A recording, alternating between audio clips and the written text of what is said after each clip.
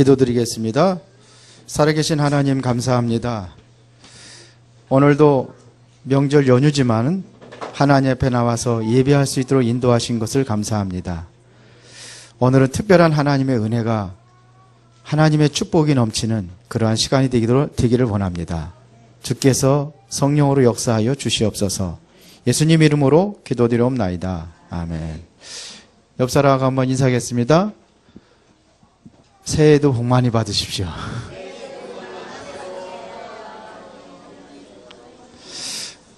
다시 한번 인사하겠습니다. 최고의 축복과 은혜를 누리는 시간이 되기를 바랍니다. 왜 그런 소리 할 수 있느냐 하면은 여러분들이 복음 안에 있기 때문이겠습니다. 지난주에는 복음의 가치 그랬습니다. 복음에는 이것은 바로 이 안에 모든 것이 다 있다고 그랬습니다. 그렇죠? 그래서 복음은 완전한 것입니다. 복음이면은 여러분들이 충분하다는 그러한 결론이 나야 됩니다. 왜 그러냐? 복음 안에는 하나님의 사랑이 이 안에 다 들어있다 그랬어요. 복음 안에는 하나님의 능력이 이 안에 다 있습니다. 복음 안에는 모든 축복이 다 이 안에 들어있습니다. 그렇다면 여러분들이 복음이 모든 것이구나, 완전하고 충분한 것이구나, 이게 여러분들이 느껴질 때에 오늘은 복음으로 인생에 답을 내리는 그러한 시간이 되어야 될 것입니다. 여러분들이 정말 복음 안에 있다고 한다면은 최고의 위대한 인생을 살아가게 되어 있습니다. 복음 안에 있다면 최고의 위대한 인생을 살아갑니다. 왜 그러냐? 그 이유가 뭐냐? 복음 안에 있을 때 여러분들의 고질적인 그러한 문제들이 해결되기 시작합니다. 이게 해결되는 거예요.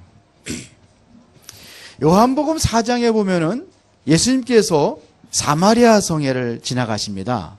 사마리아 성에 지나가시다가 수가성의 우물 곁을 지나가다가 그 여인을 만납니다. 그 여인이 어떤 여인입니까? 결혼에 5번 실패한 여인입니다. 지금도 남편이 있는데 그 남편하고도 관계가 별로 좋지 않아요. 그 예수님께서 그 지금 남편도 너의 남편이 아니다, 이렇게 할 정도로 어떻게 보면 6번 실패라고 볼 수 있어요. 그렇기 때문에 이 여인은 그렇잖아요. 다른 사람들이 보니까 우리나라 옛날 말로 얘기하면은 저 여자 남자 잡아먹는 여자라고 그럴 거 아니에요. 그렇기 때문에 사람들의 눈길을 피해가지고 가장 뜨거운 시간, 6시라고 되는데 그게 오늘 우리나라의 정오입니다. 가장 뜨거운 시간입니다. 사람들이 잘 안 다니는 시간이에요. 그 시간에 물길로 오는 거예요. 근데 그 시간에 예수님을 만났습니다. 예수님을 만나고 나서 어떻게 변화됐는지요? 완전히 인생이 바뀌어버렸어요. 내가 메시아를 만났구나. 그래서 물동이를 버려두고 마을로 달려가가지고 사람들이 얘기합니다. 메시아가 오셨다고. 내가 메시아를 만났다고. 부끄러움의 모든 거 다 사라져버렸어요. 뭘 만나니까요? 그리스도 만나니까. 이런 인생이 돼버렸습니다. 실제적으로 그리스도를 만난 사람들에게 치유 역사가 일어납니다. 모든 것을 여러분들이 회복의 은혜를 누리게 되어 있습니다. 어디 안에 있으면요? 복음 안에 있으면은. 마태복음 11장 4절 5절에 보니까 세리요한이 옥에 갇혔어요. 옥에 갇혔는데 예수님께서 오셨는데 꺼내줄 생각을 안 하는 거예요. 예수님께서 메시아가 맞다고 한다면 나를 옥에서 꺼내줄 줄 알았는데 안 꺼내주는 거예요. 그래서 은근히 의심이 생기는 거예요. 그 제자들을 예수님께 보냅니다. 정말로 오실 그이가 당신 맞습니까? 이런 얘기예요. 그때 예수님께 이렇게 이야기하십니다. 맹인이 보며 못 걷는 사람이 걸으며 나병 환자가 깨끗함을 받으며 못 듣는 자가 들으며 죽은 자가 살아나며 가난한 자에게 복음이 전파된다 하라. 그걸 말하면 내가 메시아 맞다. 이런 표적과 이런 능력을 보면서 네가 판단해봐라. 나는 메시아다. 모든 것을 회복하기 위해서 이 땅에 오셨습니다. 그러니까 2017년도는 다 회복을 하셔야 돼요, 여러분들이. 정말입니다.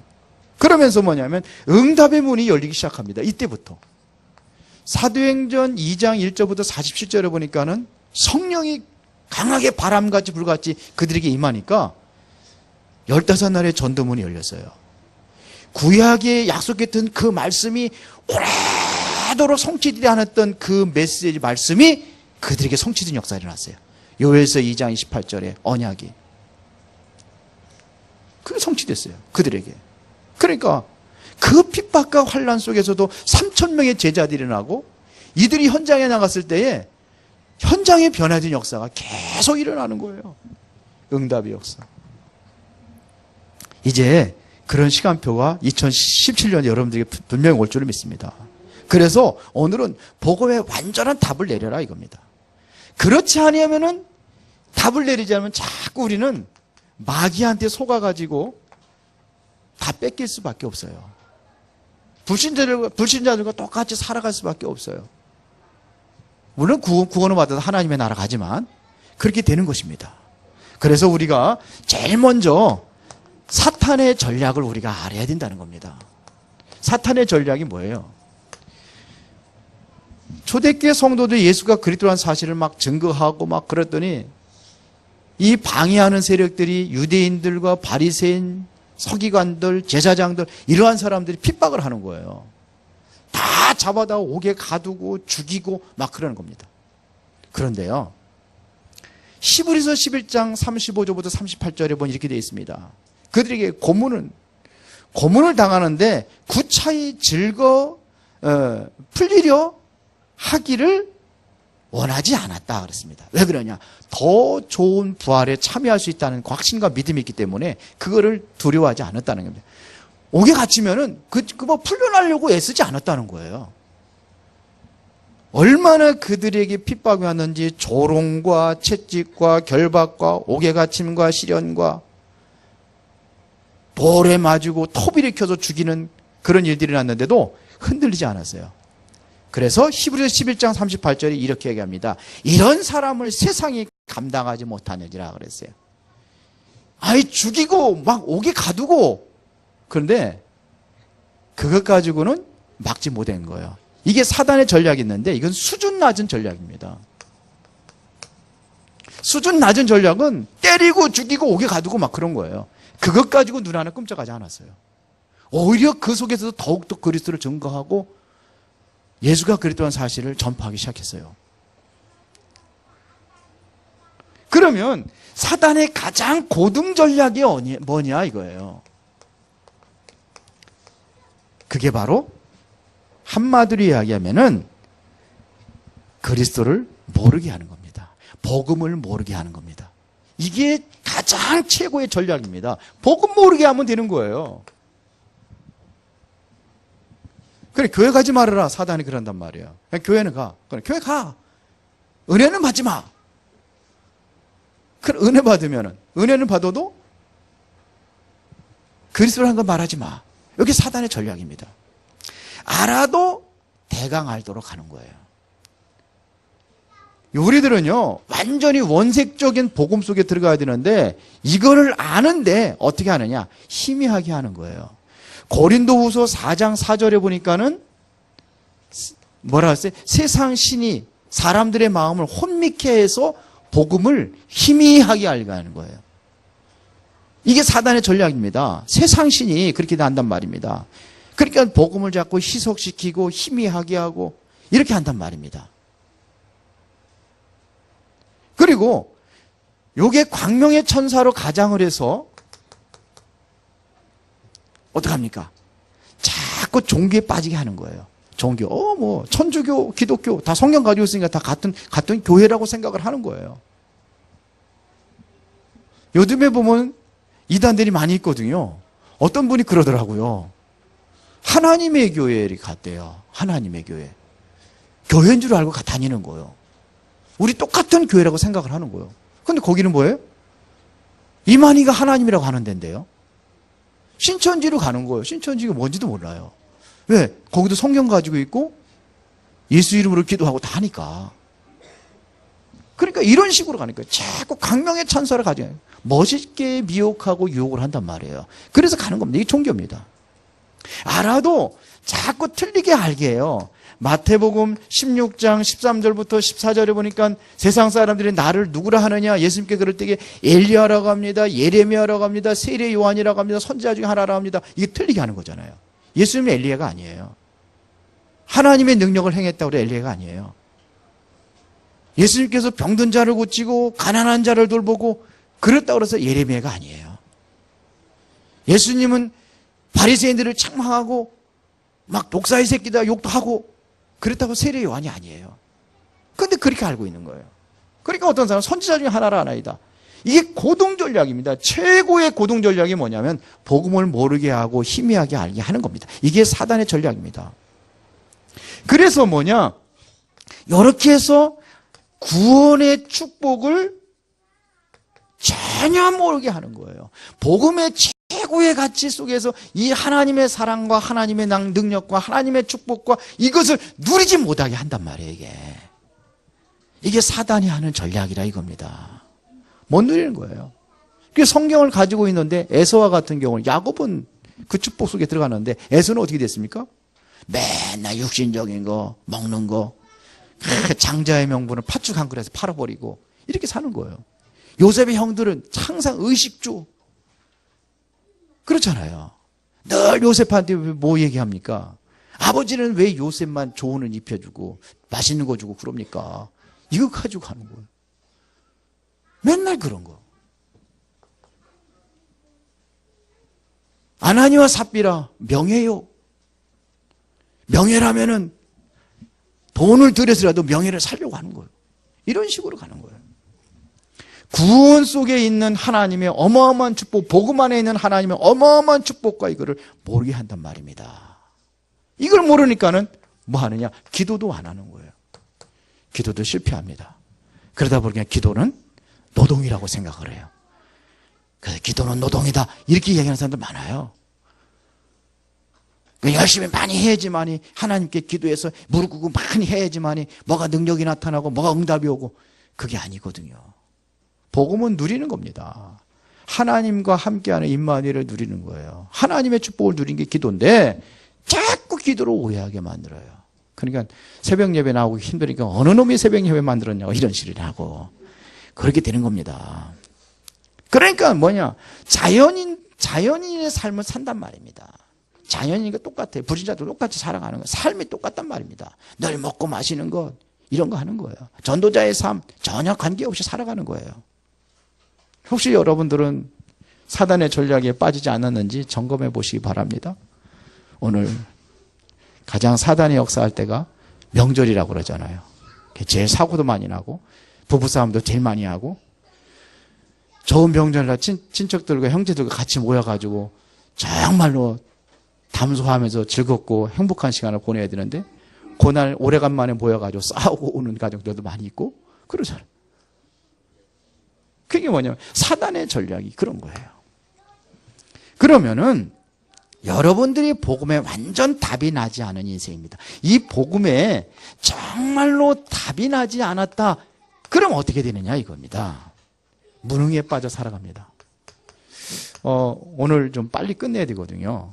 그래서 간당간당 얘기하니까 무능에 빠져 살아갑니다. 무능이라는 것은 돈 없는 것을 얘기하는 게 아닙니다. 그에게 능력이 없는 걸 얘기하는 게 아니에요. 정말 그들의 세상적인 배경과 세상적인 권력과 가난한 것이 무능이 아닙니다. 지식이 없는 것이 무능이 아닙니다. 제일 중요한 것을 모르는 것이 무능이에요. 제일 중요한 것이 뭐냐? 이 복음을 모르는 게 무능이에요. 그리스도를 모르는 게 무능이에요. 하나님을 모르는 게 무능이에요. 그래서 호세아서 4장 6절에 호세아가 이렇게 얘기합니다. 이 백성이 망하는 것은 왜 망하느냐? 지식이 없어서 망한다고 그랬어요. 세상적인 지식이 아니라니까요. 세상적인 학문이 아니에요. 이 백성이 망하는 것은 왜 망하느냐? 지식이 없어서 망한다. 성경 그렇게 말하고 있습니다. 무슨 지식입니까? 하나님을 아는 지식이에요. 복음을 아는 지식이에요. 골로새 2장 8절에 보니까 누가 철학과 헛된 속임수로 너희를 사로잡을까 주의하라. 이것은 사람의 전통과 세상의 초등학문을 따름이요 그리스도를 따름이 아니니라. 철학과 헛된 속임수.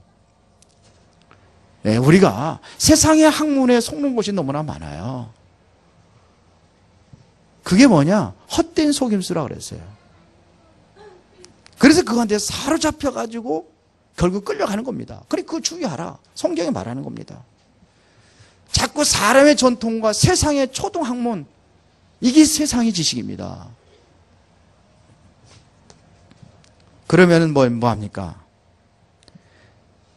우리가 서론 인생에 살다가 끝나는 거예요.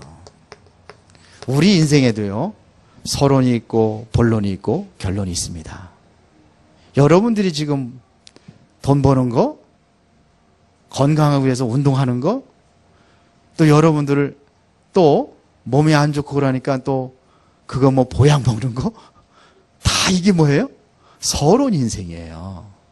본론 인생은 여러분 무엇을 위해 살아가느냐 이거예요. 이게 중요하잖아요. 본론 인생은 뭐냐면 여러분들이 복음 누리면서 복음 안에서 가장 행복한 인생을 사는 겁니다. 그래서 그리스도의 증인이 되어진 거예요. 그 행복의 복음의 행복을 전달하는 증인으로 사는 겁니다. 저는 결론을 그렇게 내렸습니다. 뭐냐? 내 인생의 결론은 전도 제자를 남기는 거다. 똑같이 이렇게 누리게 해서 전달하는 사람, 이런, 저는 그렇게 만듭니다. 서론 인생이니까 살다 끝나요. 먹는 거, 마시는 거, 돈 버는 거, 이거. 빨리 회복하시길 바랍니다. 그러니까 뭐냐? 이 세 속에서 벗어나지 못하는 거예요.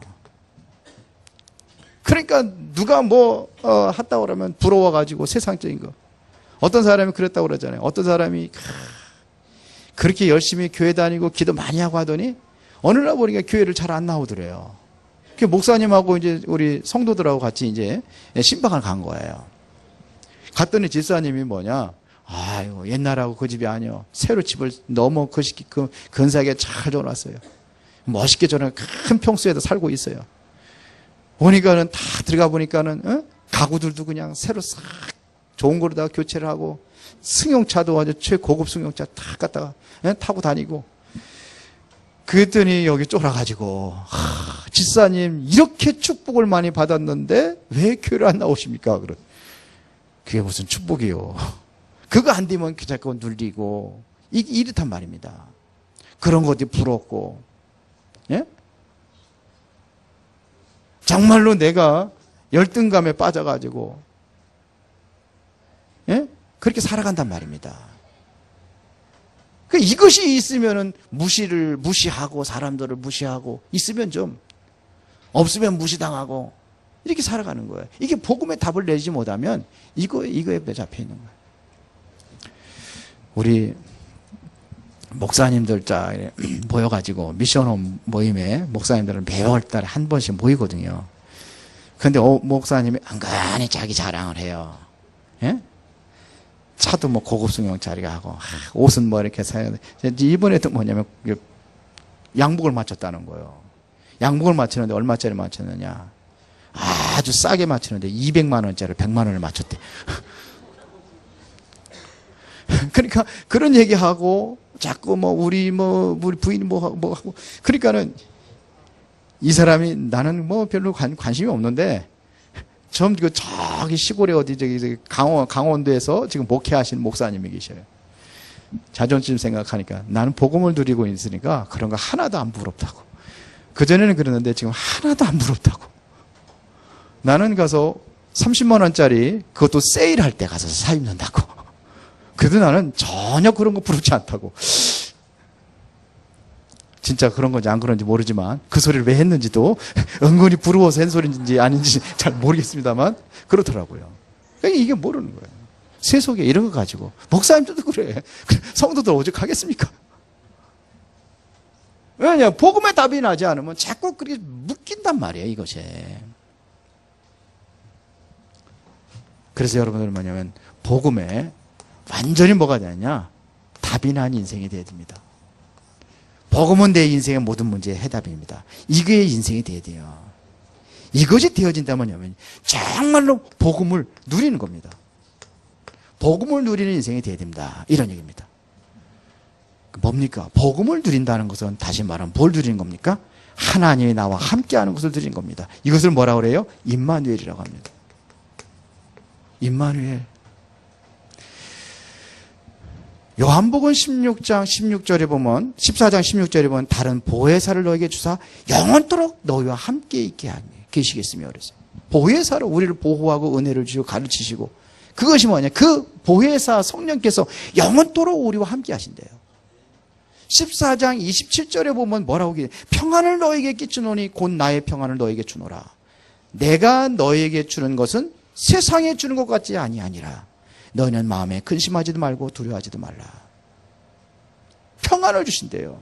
근심해야 될 일이 있고 두려워할 일이 있는데도 불구하고 그것이 근심이 안 되고 두려움이 없고 누리게 뭐가 되냐? 임마누엘이 되어지만 하나님의 평안이 이루어진다는 것입니다. 그렇죠? 아까 뭐 이렇게 목사님 얘기했지만서도 세속 이거하고 상관없이 사는 거예요. 이게 임마누엘입니다. 자, 여기서 완전히 여벌이 뭐가 되느냐면 해방의 자유를 이루어지는 거예요. 로마서 8장 1절부터 2절에 보니까 그러므로 이제 그리스도 예수 안에 있는 자는 결코 정죄함이 없나니. 왜요? 이는 그리스도 예수 안에 있는 생명의 성령의 법이 죄와 사망의 법을 너를 어떻게 해서 해방하였습니다. 죄와 사망의 법에서 완전히 해방된 자들입니다. 사단과 어두움의 흑암의 세로 여러분 완전히 해방된 자들입니다. 이걸 누리는 거예요. 이러니까 여러분들이 뭐냐면 여기서 평안이 오는 겁니다. 평안, 언젠가 여러분들이 승리한다는 확신이 쓰게 되어 있습니다. 그러니까 누려지는 거예요. 나는 승리할 것이니까요. 바울이 그렇지 사방으로 우겨 싸움을 다 쌓이지 않는다. 핍박을 받아도 버림받지 않는다. 답답한 일을 당하는 낙심하지 않는다. 거꾸로 팀을 당하든 난 망하지 않는다. 왜? 승리의 확신이 있기 때문에 그렇습니다. 요한복음 16장 33절에 보니까 이것을 너에게 이르는 것은 너희로 내 안에서 평안을 누리게 하려 함이라. 세상에서 너희가 환난을 당하나. 환난을 당할 수 있어요. 환난을 당하나. 담대하라. 내가 세상을 이겨노라. 승리의 확신. 이게 누려지는 겁니다. 답이 나면 그렇게 되게 되어 있습니다. 골로새서 1장 27절 오늘 본문입니다. 하나님이 그들로 하여금 이 비밀의 영광이 이방인 가운데 얼마나 풍성한지 알게 하심이라. 이 비밀은 너희 안에 계신 그리스도시니 곧 영광의 소망이니라 그랬어요. 이거 여러분들 이 안에 있다면 뭐냐면 영광의 소망이 나타나게 되어 있습니다. 영광의 소망. 이거를 가진 자예요. 영광의 소망을 가지고 여러분 누리는 겁니다. 여기에 그러니까 뭐가 나타나냐? 하나님의 뭐가 나타나요? 능력이 나타나는 것입니다. 하나님의 능력이 나타나는 거예요. 요한복음 14장 12절에 보니까 내가 진실로 너희에게 이르노니 나를 믿는 자는 내가 하는 일을 그도 할 것이요 또한 그보다 더 큰 일도 하리니 이는 내가 아버지께로 가매니라. 예수님께서 많은 능력을 행하셨는데 그 일을 여러분들 하실 수 있다는 거예요. 그뿐만 아니라 더 큰 일도 행하신대요. 더 큰 능력도 행하신단 말입니다. 그러면 내가 예수 이름으로 기도하면 귀신들이 떠나가고 내가 예수 이름으로 죽은 자도 살리고 예수님 그랬으니까 그것도 하겠네. 이런 얘기가 아니에요. 예수님께서 이 땅에 오셔서 하신 일이 있으십니다. 물론 가장 중요한 일, 우리 그리스도가 되신 일이죠. 왕, 선자, 제사장의 그 사명을, 그 일을 감당하셨지만 그분이 그래서 남기고 가신 얘기들이 120명의 제자들만 남기고 가셨어요. 그런데 여러분도 더 큰 일도 하신대요. 가장 큰 능력이 무슨 능력이라고 했습니까? 살리는 능력이라고 그랬잖아요. 그런데 더 큰 능력을 행하신대요. 할 수 있대요. 가능하겠어요? 아니겠어요? 예수님께 거짓말한 겁니까? 전 거짓말이라고 안 믿어요. 거짓말이라 아니라고 저는 확신합니다. 더 큰 일도 행한대요. 출애굽기 14장 16절에 보니까 이게 지금 하나님께서 지금 모세에게 하는 얘기입니다. 그가 너를 대신하여 이제 아론을 붙여주는 거거든요. 너를 대신하여 백성에게 말할 것이니 그는 내 입을 대신할 것이요 너는 그에게 하나님이 되리라 그랬어요. 하나님같이 되리라 그랬어요. 모세가 어디로 가죠? 애굽으로 내려가서 이스라엘 백성들 구해오기 위해서 가잖아요. 바로강 앞에 서잖아요. 그런데 그들이 보기에는 하나님같이 보여지는 거예요. 그랬어요? 안 그랬어요? 그렇잖아요. 모세를 통해 10가지 재앙이 내려질 때에 바로왕이 무서워 벌벌 떨고서는 내어주잖아요. 이스라엘 백성들이 모세의 말을 다 따르고 나오잖아요. 그러다가 시점 뭐냐면 의심하고 불신앙에 빠질 때도 있었지만 그렇게 내려지는 겁니다. 하나님의 능력이 나타나니까. 그렇죠? 자, 결론입니다. 그래서 여러분들이 놓치지 말아야 될 것이 중요한 것은 뭐냐면 복음의 답을 가지고 있는 인생의 삶입니다. 어떻게 살아가야 될 것이냐 이겁니다. 바울은 어떻게 살았는지 한번 보겠습니다. 24절입니다. 나는 이제 너희를 위하여 받는 괴로움을 기뻐하고 그리스도의 남은 고난을 그의 몸된 교회를 위하여 내 육체에 채우노라. 그랬어요. 정말 복음의 인생에 답을 내리니까 어떤 인생을 살았는지 여러분들이 보셔야 됩니다. 보셔야 됩니다.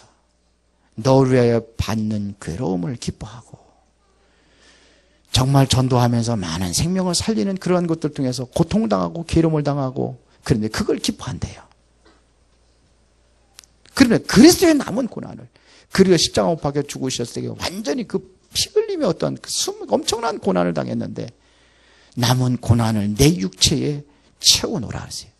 그 고난당하고 내가 핍박받고 이런 어려움을 당하는 것이 뭐냐면 그리스도의 남은 고난을 내가 감당하고 있다. 이렇게 얘기를 했습니다. 누구를 해요? 교회를 위하여. 교회를 위하여. 이렇게 살아가는 인생이 되어버린 거예요. 25절에 보니까 내가 교회의 일꾼 된 것은 하나님이 너희를 위하여 내게 주신 직분을 따라 하나님의 말씀을 이루려 함이니. 그래서 교회 일꾼으로 내가 서게 된 것은 뭐냐면 하나님의 뭐예요? 뭘 이루기 위해서요? 말씀을 이루는 삶입니다. 내 몸에서 그리스도만이 존귀히 나타나기를 원하며 하나님의 말씀이 나를 통해서 성취되는 그런 역사가 일어나기를 원합니다. 이 바울의 고백입니다. 28절에 보니까는 우리가 그를 전파하여 각 사람을 권하고 모든 지혜로 각 사람을 가르치면 각 사람을 그리스도 안에서 완전한 자로 세우려 함이라. 각 사람을 그리스도 안에서 완전한 자로 세우려. 그래서 바울이 뭐라고 고백하냐면 너희들이 나와 같이 되기를 원한다. 이렇게 얘기를 했어요. 제자들에게. 당신과 같이 전도자로 완전한 자로 그리 세워지기를 기도한다 이거예요. 29절에 보니까는 이를 위하여 나도 내 속에서 능력으로 역사하시는 이 역사를 따라 힘을 다하여 수고하노라. 어떻게 수고하는 거예요? 힘을 다하여 정말로 복음을 위하여 교회를 위해서 수고하는 삶을 살아가는 것입니다. 이게 바울의 인생이었습니다. 뭐가 내려지냐? 복음의 답이 내려진 인생입니다. 여기까지 갈 수 있어야 되잖아요. 이 은혜와 축복 속에 있기를 바랍니다. 그래서 여러분들이 정말 복음 말씀 속에서 기도하세요. 복음의 비밀이 발견되고 정말 내 인생의 복음의 체험이 되어지고 복음이 누려지고 복음으로 모든 인생의 답이라는 그 응답이 있게 하여 주옵소서. 그래서 나로 하여금 바울처럼 그리스도의 증인으로 그렇죠. 전도자로 쓰임받게 하옵소서.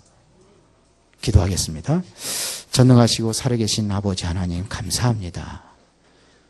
이제 복음의 모든 것이라는 것을 분명히 알고 거기에 결론을 내리고 이제는 우리가 바울처럼 하나님 앞에 쓰임받는 그리스도의 제자로 세워지게 하옵소서. 예수님 이름으로 기도드리옵나이다. 아멘.